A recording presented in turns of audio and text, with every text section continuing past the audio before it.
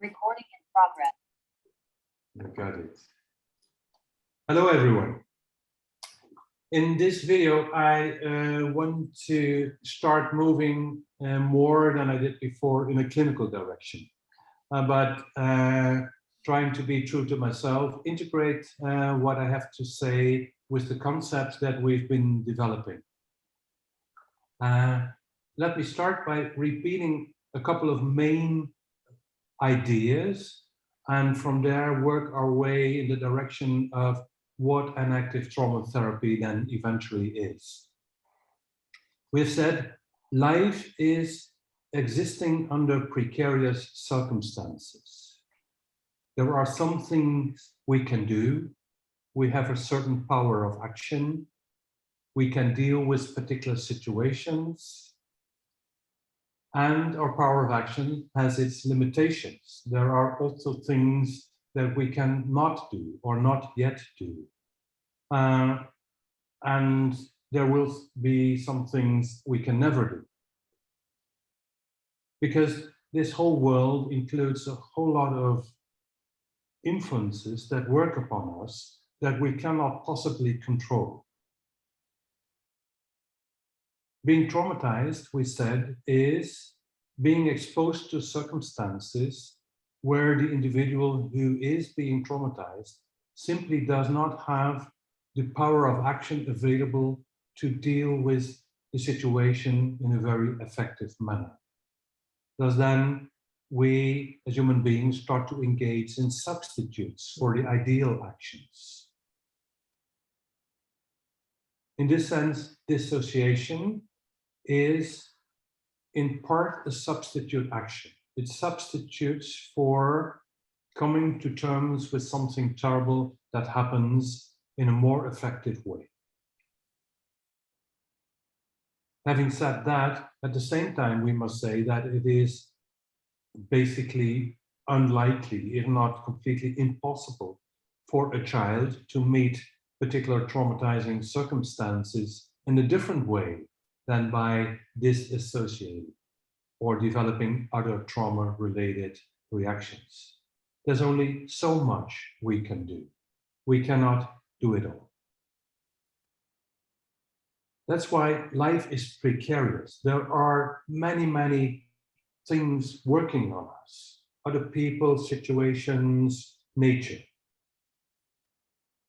And we are needy, we said. We are longing and striving. We have our needs. We need to find ways to fulfill our needs. We have very basic needs that must absolutely be fulfilled, such as we need to take in air, need to have our fluids in time, or else we die. Some other needs are a bit more relative. A child needs attention, needs good caretaking, needs good attachment relationships. If she doesn't get it, that does not necessarily mean that she will die. There will still be ways available to preserve existence, but then colored, of course, by these difficult circumstances.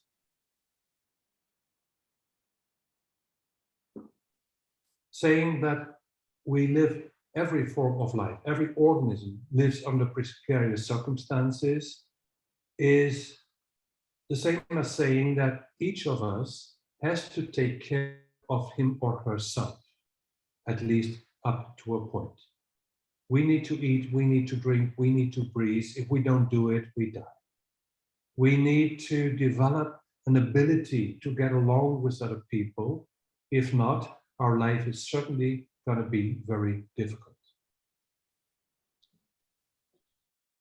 In this sense, it is said in the enactive approach that we are autonomous, operationally autonomous. We work for ourselves. That sounds very egocentric. Well, and in a way it is. It could not be otherwise. We just need to have a perspective on ourselves. We need to feel, to know what it is that we need. which doesn't mean that we need to know it very consciously, but as an organism, we need to be in some way or another in touch with what it is that we long for. That may just be in part unconscious, but still there needs to be an awareness of that. That means we are concerned with ourselves. We need to set up a relationship with ourselves. We have to develop a first-person perspective. There is no view from nowhere. Every view is a view from somewhere. And organisms require this first-person perspective. In addition, we have said they need to develop a relationship with themselves so that you get a quasi-second-person perspective, an I, me, myself, mind relationship. I and my feelings, I and my physical sensations, I and my thoughts, I and my profession, I and the interventions I as a therapist can apply, I and the kind of things I can realize as a person or as a professional. I and my methods of therapy, I and my role as a therapist, I and my position in life as a private person. And then the second person perspective, phenomenal I-you relationship. Here I am, here you are. It's phenomenal, that is, it exists in the framework of some consciousness. And I thus relate to you just as you relate to me. And when we do that, we are at least in some kind of touch with one another. In therapy, clearly, we need to have second-person relationships. And I put that in plural because when we speak about dissociative disorders, there are more than one first-person perspective, implying more than one second-person perspective. When there is a patient, and let's call her Jane, if Jane is sitting there, and if she includes 3 dissociative agents, how many relationships at a level of second-person perspective are there? Well, there's the therapist relating to Jane as a whole. That's 1. There's the therapist relating to A and B. That's 2. There's the therapist relating to fragile EP. That's 3. There's the therapist relating to the controlling EP. That's 4. And that's only when we assume that there are 3 dissociative parts. But that's not the end of it, because there is the whole person, Jane, relating to us. That's 5. There's A and P relating to us. That's 6. There's EPF, the fragile EP, relating to us as therapists. That's 7. There is the controlling one relating to us. That's 8. And there's more, because the A and P relates to the EPF and the controlling EP. And the EPF relates, to some extent, to the A and P and to the controlling one. And the controlling one relates to EPF and to the A and P. That is, we have a whole bunch of second-person perspectives, all grounded in these various first-person perspectives.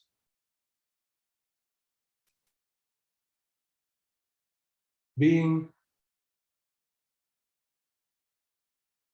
in a first-person perspective very much includes sensing and moving and feeling at an emotional level. Many therapists are trained to understand patients. It is very much a cognitive training.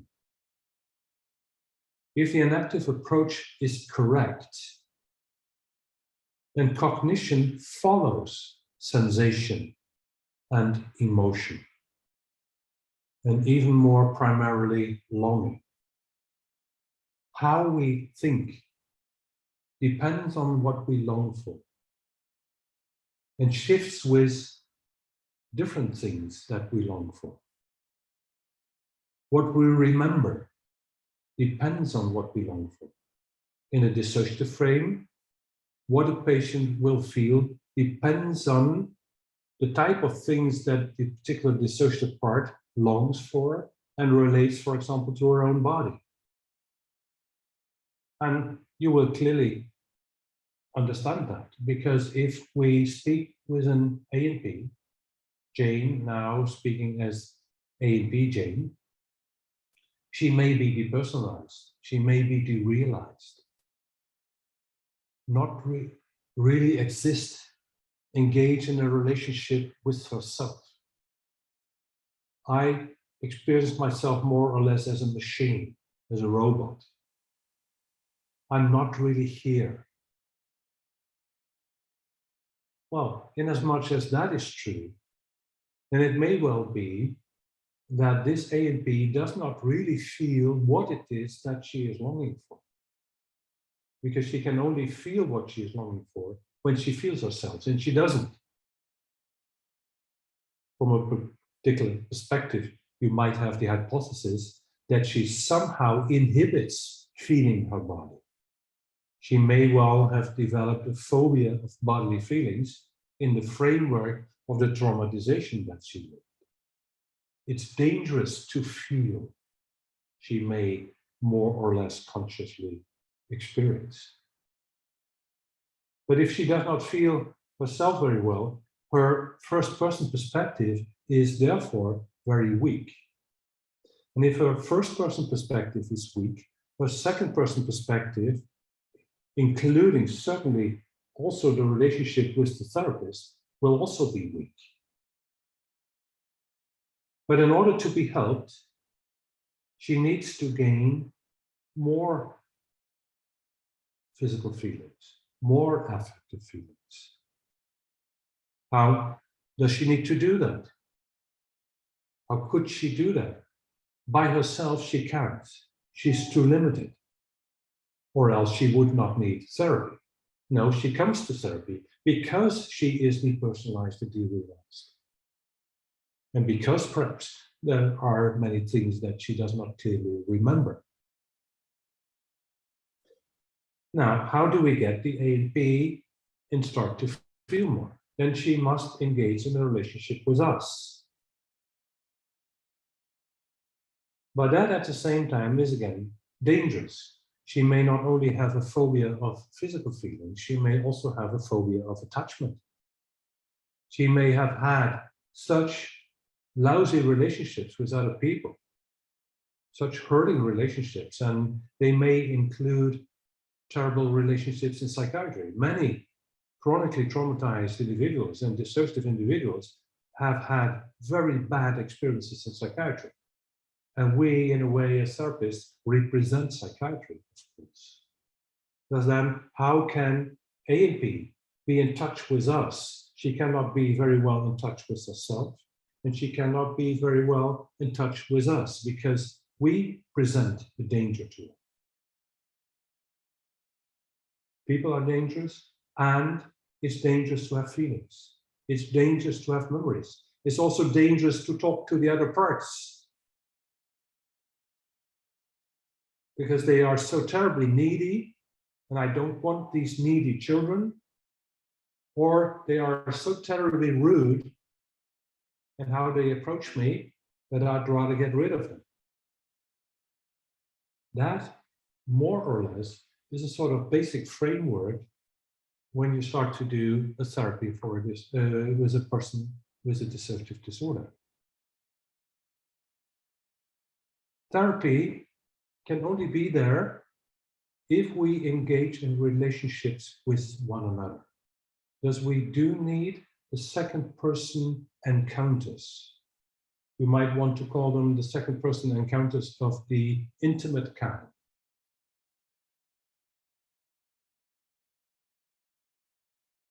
And as I said, these second person encounters of the intimate kind are exactly the ones that a patient feels as A&P. But as the fragile EP, she may very much want that. that adult woman doesn't want to care for me. You, therapist, you look nice. You must do that. Can I stay with you 24 hours a day? I want to be with you all the time. Some of you will have experienced that. And if we then say to the little one that that is not possible, then she will feel very despondent, hopeless, rejected, and turns away from you, inducing in you a guilt feeling that you abandoned her. That is a possible relationship that could evolve in a therapy regarding the fragile EP. And the controlling one, in as much as you are effective as the therapist, that you bring about change while working with the person Jane as A and B and Jane as the fragile EP, then the controlling one gets scared that really there might be change. And change is scary. Things should stay the way they are. I need to be in control of this whole bunch, and they should do what I tell them to do.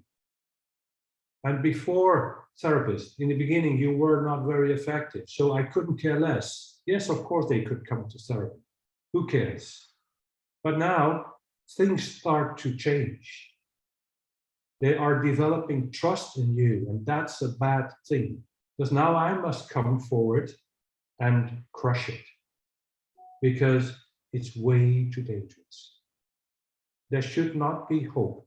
The little child got herself so hurt because she had hope that tomorrow would be better. Of course, tomorrow is worse than today. Everyone must understand that. And I must make sure, as the controlling EP, that there's no hope.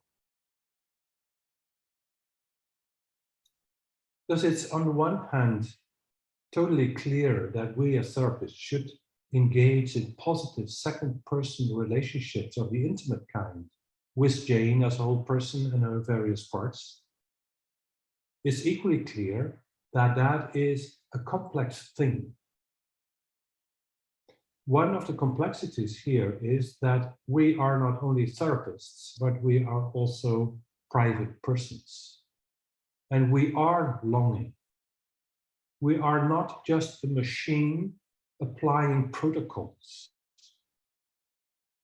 Yeah, you might do that. But probably when you try to do a protocol therapy, you will fail with complex dissociative disorders, because they usually do not respond very well to approaches of that nature.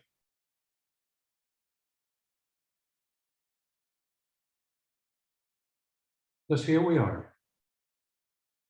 We sit in the therapy room as therapists and as private persons. And we have different types of feelings, also thoughts and memories, but certainly feelings regarding the various types of dissociative parts that present themselves. Check for yourself. What do you long for when you speak with an A and B, Jane as A and B, and she discusses some problems at work? How do you feel when she comes in the next session and doesn't want to talk about her work and is very, very depersonalized, hardly present, very absent-minded? How do you feel? And I can double it up. How do you feel as a private person? And how do you feel as a therapist? And how do you feel when Jane suddenly switches in a little one? A fragile one, totally vulnerable, abandoned, left alone by all other dissociative agents. And she's scared. She's trembling in a corner in your room. She ran out of the chair and sitting in a corner in the room or under your desk. How do you feel as a therapist, as a private person? What do you long for? And in that frame, what is your striving? What are you inclined to do and not to do? And how does that change when suddenly the little one, the fragile one, disappears and the controlling one pops up and starts to use rather rude words in your direction, may even look at you with angry eyes? How do you respond to that based on the longings that evolve when you are drawn into this situation? Are you the same person? Yes, we are told as therapists we should always be ourselves. Well, what is that? To be yourself. We are different in different relationships. And yet we are challenged to be basically stable. That's not an easy thing. You may take a moment and write down a couple of longings that you have regarding the the ANP that I portrayed, the one who wants to discuss work situations, the ANP being depersonalized, derealized, the fragile one trembling under your desk, where she hid, where she hides, and the controlling one. And you can divide that. I, as the private person that I am, given my life history, given my experiences with other people, for better or worse, I, being the private person, working in an institution that perhaps is not so crazy about dissociative disorders. I'm just mentioning a possibility. I, as a therapist, I, on a good day, in which my life is flowing well, I, on a bad day, in which I go to work, whereas I had troubles at home. And what do we do?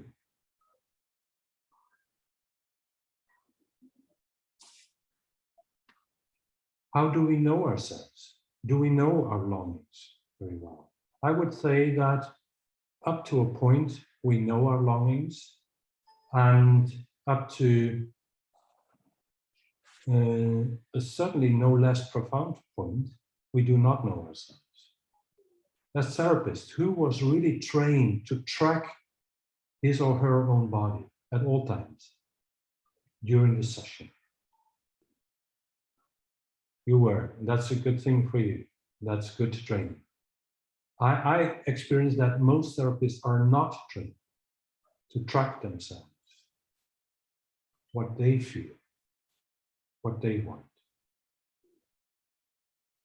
And when asked, for example, in role plays in psychotherapy training situations, what do you want? What I typically see is that most therapists look inside at a sort of cognitive level. They want to understand themselves. They look up and say, what is it that I want? Whereas wanting is primarily affective and sensory and motor.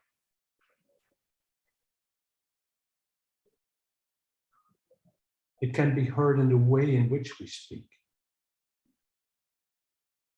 The words that we use, the rhythm in our speak, how fast, slow we speak, all these things. Yeah, in Gestalt therapy, yeah, Irene, yes, indeed, it's there. It's also in gentling, in focusing, and it's also in part there in hypnotherapy. Still, in my experience, Irene and others, Therapists are not nearly trained enough in this regard. Even experienced therapists I see in role plays do not necessarily know themselves very well. Or they may know themselves when things are running smoothly. However, when we end up in some difficult situations, for example, many therapists find controlling EPs difficult, then something else may pop up. And I'm not reproaching therapists, please don't get me wrong. I'm just saying that in my experience, we can make advances in this regard by tracking ourselves more. And a little formula that we may want to use is to ask ourselves, what is it that I'm longing for? Right here, right now.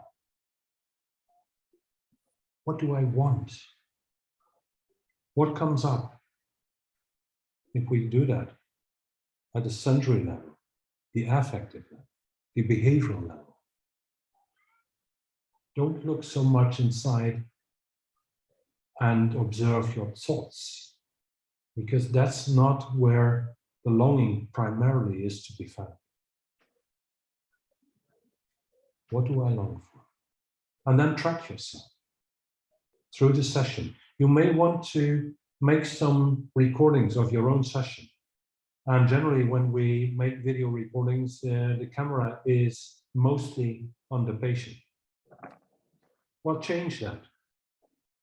Put the camera on your appearance. How you speak, how you look, how you move, how you sit, all those things. Record it. And then look back and ask yourself that question. Every next sequence, what is it that I want? What do I communicate? What is audible, visible about me? What will the other person feel about me? Generally, we are very focused on what it is that the patient is thinking. Some therapists are also trained to follow what it is that the patient is showing non-verbal. Those are the sensory level of all kinds, vision, hearing, proprioceptus and all. Most therapists, in my experience, are focused on, I want to follow the patient's line of thought, which is totally understandable, and I wasn't any different. And still that is only a fraction of what's there. I've learned the importance of tracking very closely what it is that the patient is sensing on the affects that are there in the room, and relate that to longing, because the sensing and the affective feelings as the thoughts, they are, says my enactive approach, guided by longing.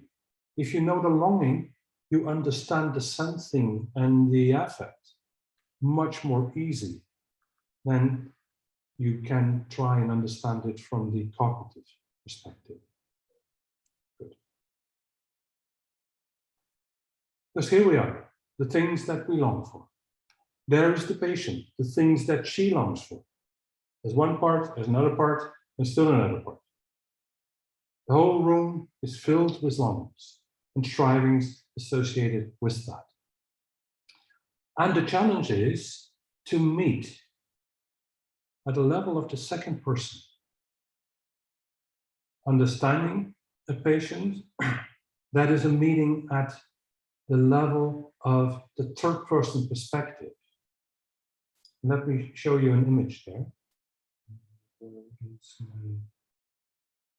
Just a second. Oh, well, yes, here. Can you see this? I think so, yeah, right? Yes, we can. Okay, good. if I understand what my patient is saying, here's the domain of the patient, here it is my domain as a therapist, that is a cognitive understanding. She is the object of my understanding. That is an I-object relationship, a subject-object relationship. The same is the question, what kind of disorder, if any, does Jane have? That is an I examine the object Jane relationship. That's an I-object relationship. Understanding the patient may be a little bit in that corner, more than actually this corner, where there is a second person perspective, the therapist relating to the patient in terms of a subject-subject relationship. I as a subject, you as a subject. In as much as we meet, there is a co-enactment. Two persons bringing forth selves and worlds together. Inasmuch as the therapist manages to attune to the patient's being, way of being and becoming, then there can be consensus. And when we have consensus, we meet. Yes, this is how things are. Yes, this is how I feel. Yes, this is what I sense. This is what I remember. This is how I look upon things. Yes, that's how it is. If we have that yes, we have an encounter of an intimate kind. We agree that such and so is the case. Then we co-enact, or at least that part, a common world. And it is that consensus that is badly needed for any patient, but in particular for patients who have had horrible life histories in interacting with other people, particularly people on which they were dependent. And don't forget, the patient is dependent on the therapist. I need you because I can't do it by myself. Because the relationship is one of dependency. Of course, the therapist is also dependent on the patient in particular regards. But the basic situation is the therapist can live without the patient can hardly live well without a good therapist.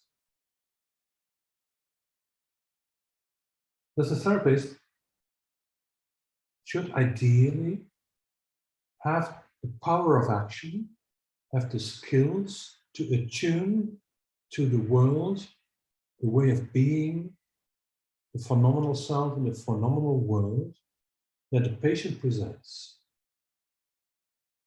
That attunement is only in part cognitive.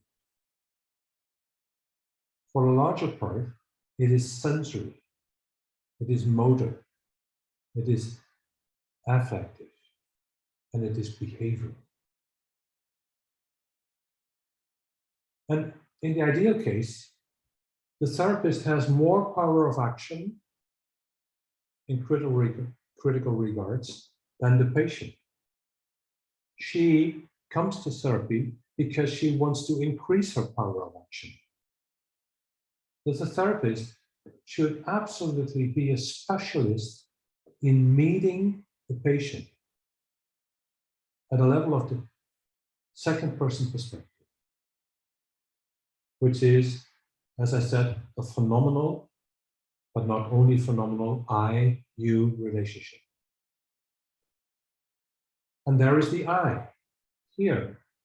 That is the operationally autonomous organism that is longing to fulfill whatever it is that she wishes to have, to avoid, to get rid of, or not be concerned with. The one she is, so to speak. And she relates to herself. There's I as related to me, myself, mine. I and my relationships with Jane. I and my relationship with myself. I and my relationship with my theories, with my approach to psychotherapy, with my approach to assessment. In the ideal case, the therapist is a perfect integration of these various perspectives. And that is a major, major challenge. If only because we as first persons include many longings. For example, by the very nature, by her very nature, a particular therapist may be very sensitive to fragility and have a strong urge to help fragile people. The therapist, at the same time, may be scared of people who utter aggressive ideas or who reject her as the therapist. And then she is in conflict. I should relate to the controlling EP as much as I should relate in a positive sense to the fragile one. But I love the fragile one, and if I'm honest, I hate the aggressive one. What therapist can manage to integrate that all, bring it all together? And there is a way to do it, but it's not easy. The way to do it would be all these parts are parts of Jane. Jane is the whole person. And yes, I work with AMP, with the fragile EP, with the controlling one. And I do not have any friends and not have any enemies, because all of these parts struggle to live life in the best way they know. And all come to me for help. And it is my job to help them get along with each other more. I'm not here as the first person therapist, so to speak, to become the caretaker of the fragile EP. Although I may, as a private person, feel inclined to do that,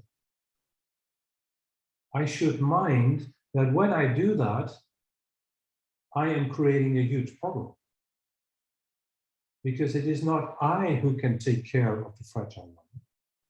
It is only Jane as a whole person embedded in a good willing world that has to learn to take care of herself as the fragile one. It's not my job as the first person to fight with the controlling one and be more clever than all other therapists were, or am stronger than the other parts that this whole Jane includes. No, that's not my assignment. It is my assignment to set up a good I-you relationship with all parts and show what good relationships consist of, so that they get a model, they get an idea of how different dissociative agents and different people in the world would get along with one another better, even though that can at times be hard or even very hard. That is my job.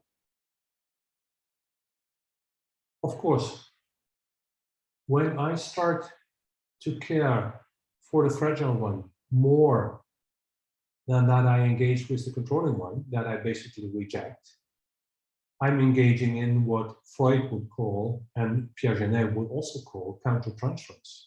They would use different names, but it's the same thing.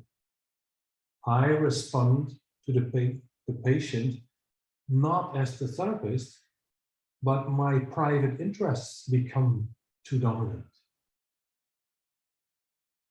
That is one reason, I repeat myself, why it is important that therapists know themselves. And actually, when I say know, I do not mean cognitively know so much, but much more experience themselves. In order to get there, we can train ourselves by urging ourselves to, whenever we say something, start the sentence with, I long for this. I long for that. We may challenge ourselves to go to the essence of things. When I see the patient is in tears and I tell her, you're sad.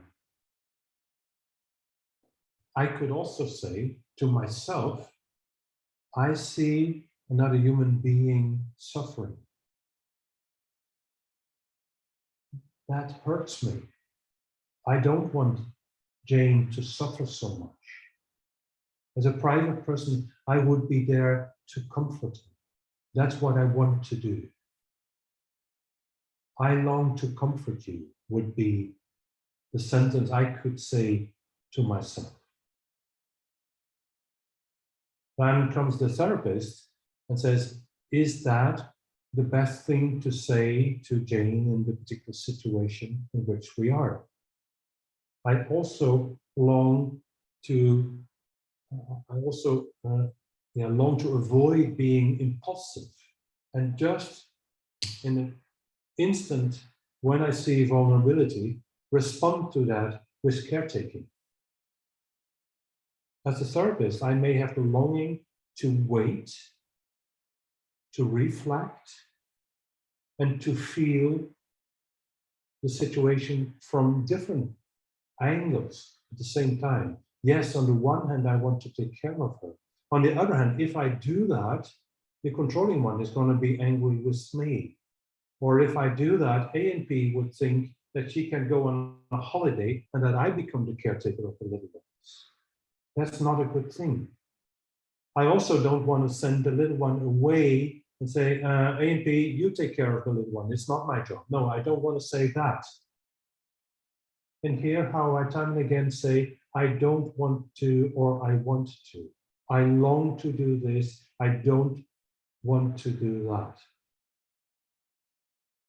As we could help ourselves, if we have an interest, to formulate that sentence. I long for this, and therefore I do that. Or when it's more complex, I long for this, and therefore I'm inclined to do that, but I also long for that, and that's why I'm inclined to also do something else, or to do rather something else. And as a private person, I long to do this. As the therapist, I long to do that. So that we challenge ourselves to bring all our longings and strivings together and experience our ambivalences or multivalences. The more we do that, the more we can be a model for the patient in finding ways to understand herself more, not in the cognitive sense, but in the affective sense. What is it that I want?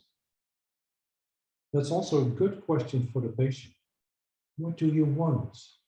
An opening sentence in my therapist has not seldom been, what do you want to change about yourself today? What do you want? It's one statement, that's the longing. Change. Therapy is about change. It's about making more sense together than the patient could do by herself. It's about evolution. It's about new actions, change. What do you want to change? And then that's completed with about yourself. Clearly, A&P wants the fragile EP to change, wants the therapist to do different things. Other people in the world, other people should change. No, that's not my question. What do you want to change about yourself today? Not tomorrow. Yesterday has passed. Tomorrow is not here yet. We're sitting here, this very moment. You could change about something about yourself today.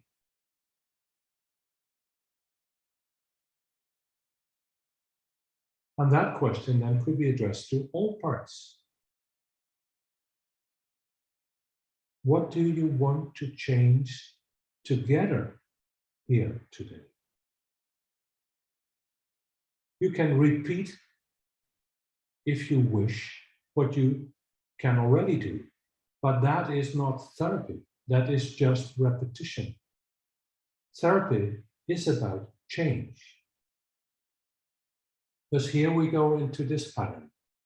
The therapist feels herself, relates to herself, if possible in a positive way, has her theoretical and practical ideas that she brings along. And then she engages in the second person perspective regarding the patient through attunement. So that the therapist and the patient together co-enact a common world. By agreeing, yes, that's what I want to change about myself today. That's what you want to change about yourself today. No, no, not that. No, no, no, not that. This, yes, this is what I would want to change. This is how things are. Yes, that's how they are. And by creating that consensus, you get the relationship. You get a higher degree of intimacy in the relationship. We're enacting in part the same, or at least a somewhat similar one. And when we meet, the patient is not so alone anymore, which is the basic drama in interpersonal traumatization. That is, the patient is alone, deeply, deeply alone. And we want to meet the patient, if only for that reason. And then when there is that consensus, we can invite the patient to start engaging in new actions, which is guided by our theory, which says that in the end, integration is more profitable, more useful than dissociation.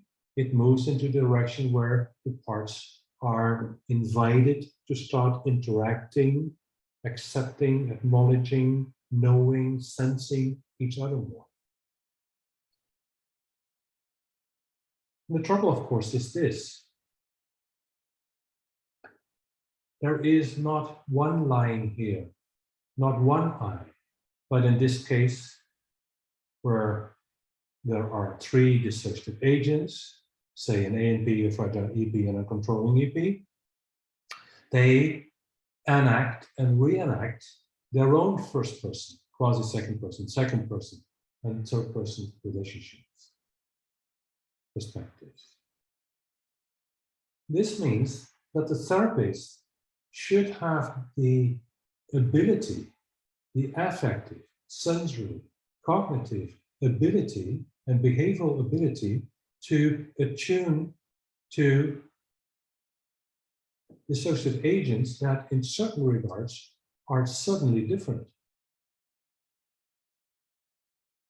Meaning that the therapist needs a high skill and a high amount of flexibility.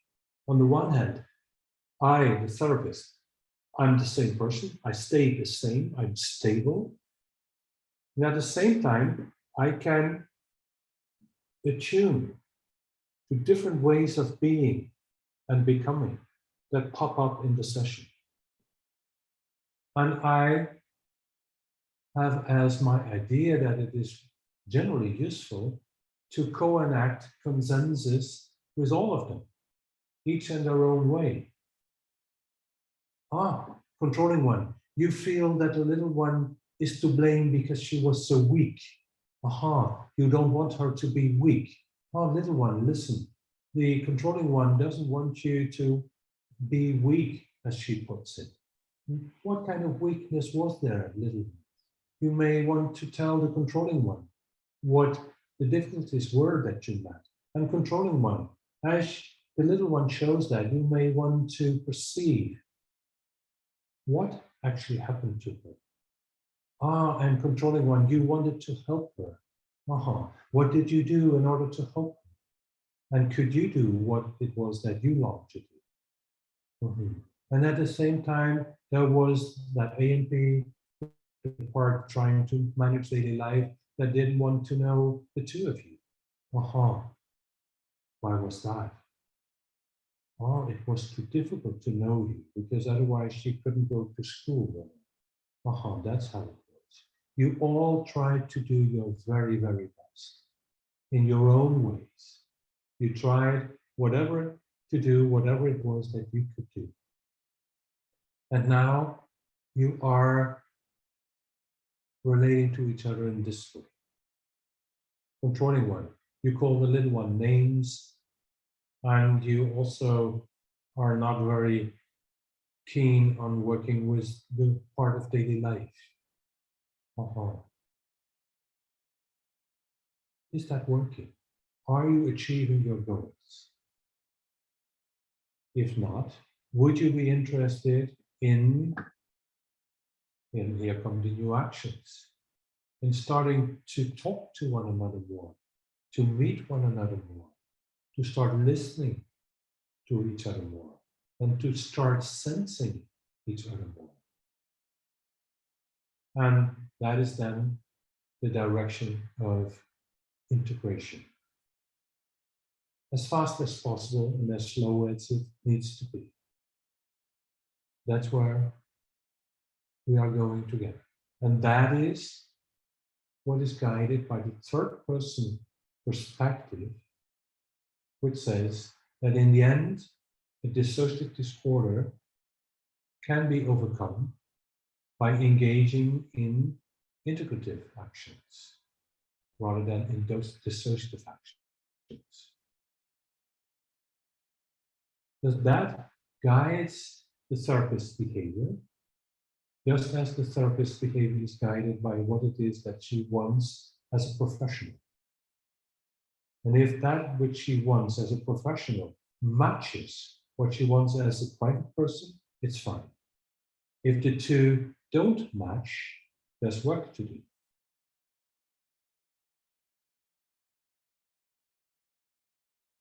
If the therapist finds it rather easy to engage with particular parts, but hard to engage with other parts, there's work to do here for the therapist.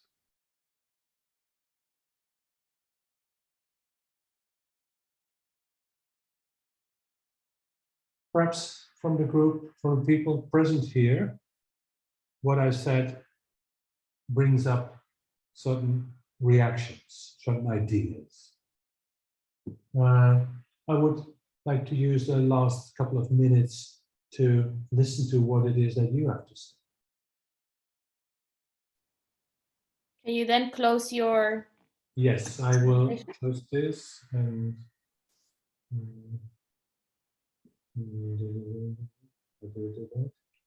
Share screen. no.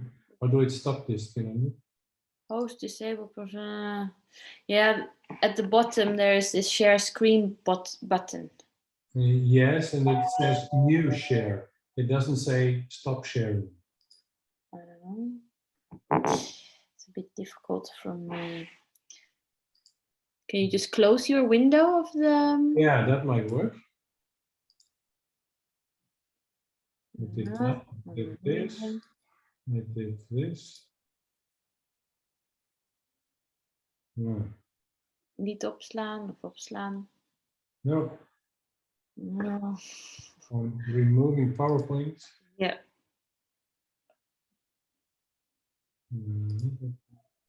There you go. Yes. Oh, In the old hello. days, it used to be so simple, but Zoom gets ever more complicated. Well, whatever. From the group, is there any reaction to the thoughts that I was trying to share with you and inviting you to start using that sentence? I long for this, and create a yes and a no set. Oh.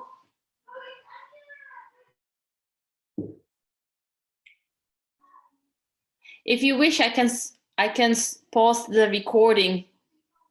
Would anyone feel more comfortable for that?